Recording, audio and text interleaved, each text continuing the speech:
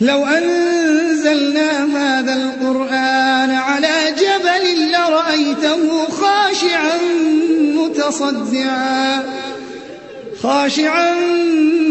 متصدعا من خشية الله. وتلك الأمثال نضربها للناس لعلهم يتفكرون.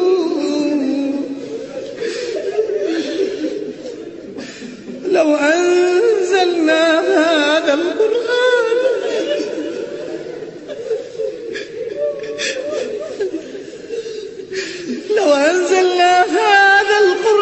على جبل